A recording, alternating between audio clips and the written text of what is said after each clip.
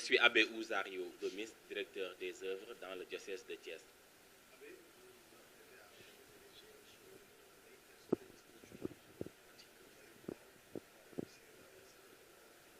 Lorsque le choix a été porté sur le doyenné Bawol, et précisément dans la paroisse Sainte-Croix de Bambey, pour accueillir l'organisation des JMJ et leurs célébrations, nous avons tenu plusieurs réunions ici même. Et dès la première réunion, nous nous sommes organisés en commission. Il y a plusieurs commissions, parmi lesquelles celle de la sécurité,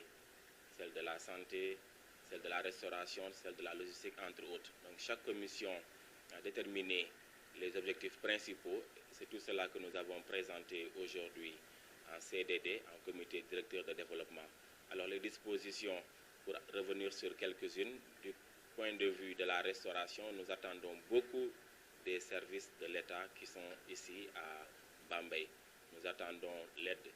du conseil départemental, nous attendons l'aide de la mairie, nous attendons aussi l'aide de la préfecture. Et donc, nous ne pouvons pas organiser les JMJ avec nos seuls moyens. La restauration occupe une grande partie du budget. Et donc, nous avons besoin d'aide, comme je viens de le dire. Concernant la couverture médiatique, nous avons besoin de vous pour faire connaître l'événement avant, le couvrir le jour J, le long d'une semaine, enfin le long d'un week-end, le vendredi et le samedi, et même après aussi pour relayer l'information et le message de l'évêque qui sera délivré lors de la célébration de la messe du jour J, c'est-à-dire la messe du 28 mars. Si on prend d'autres commissions telles que celle de la sécurité, nous avons besoin de l'aide de la police et de la gendarmerie. Nous avons vraiment besoin d'assurer la sécurité des jeunes et voilà, d'être là présent et aussi d'aider à ce que, comme nous l'avons dit, il n'y ait pas de vente parallèle qui soit nuisible à la santé des jeunes. Je fais allusion à la commission maintenant santé. Nous savons la pandémie même, on va dire, du coronavirus, et donc, comme le docteur l'a dit, le médecin-chef prend les dispositions du point de vue individuel et aussi du point de vue communautaire. Voilà, entre autres besoins que nous avons exprimés et dont nous attendons un suivi et une suite favorable.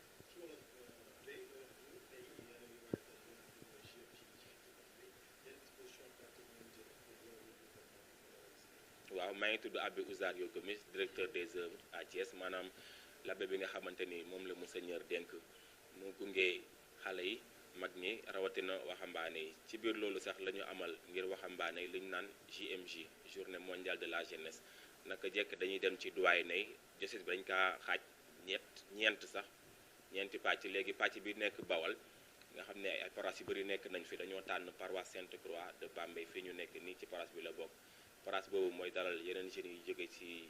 diocèse de Thiès yëpp. Ñu ngi xayma lim bi ci juróom-benn junni la ñuy doon, incha allah dinañu fi ñëw. Def nañu fi ay réunion yu bëri, bi mujjee démb te jeexagul mooy juróom-benn réunion bi. Ba ñu commencé réunion bu jiitu la ñu def ay commission, maanaam ñu def ay kuréel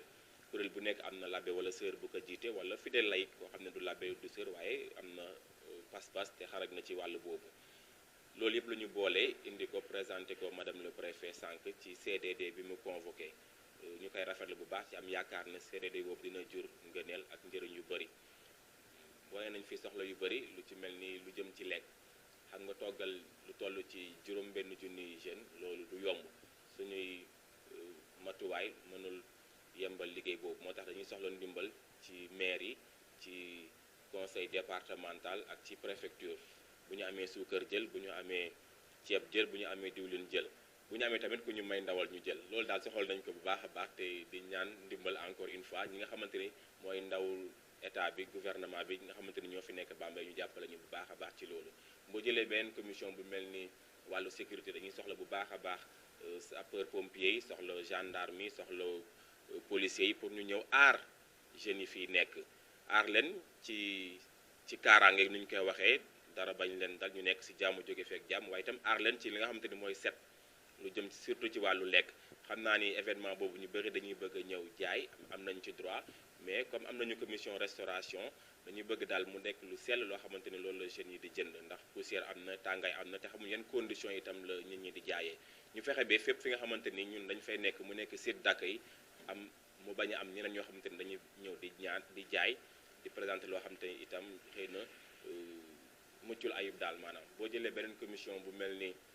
commission presse commission communication yéen da ngeen a am wàll bu am solo ci JMJ avant pendant et après ñu ngi avant nii te dañu leen soxla itam pendant les JMJ ak après yéen dañu leen tuddee ay taskatu xibaar maanaam li ñu fiy wax nii tey li ma wóor mooy boo fi génnee da ngeen ko tas be ku nekk mën cee jot ñu ngi xaar bu baax loolu ci yéen ndax mbirum JMJ mbirum sensibilisation la ñu wax nit ñi bu baax a baax ñu préparer à temps et puis lépp lu ñu fi joxe comme conseil ñu mën ko jël respecté ko loolu daal bokk na ci li nga xamante ni tey moom lañu fi wax ak yeneen mais pour mu bañ a gudd daal loolu la ñu ngi yaakaar bu baax a baax.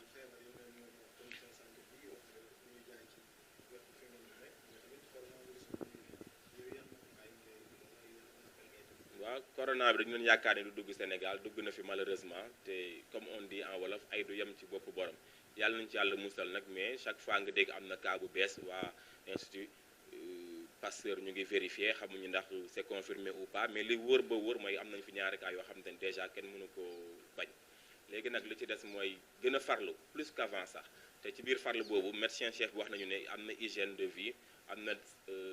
mesure d'hygiène personnelle maanaam ku nekk balaa ngay lekk war ngaa raxasu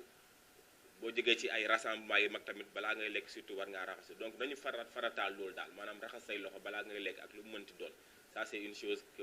que chacun peut faire personnellement bi ci des mooy hygiène communautaire mesure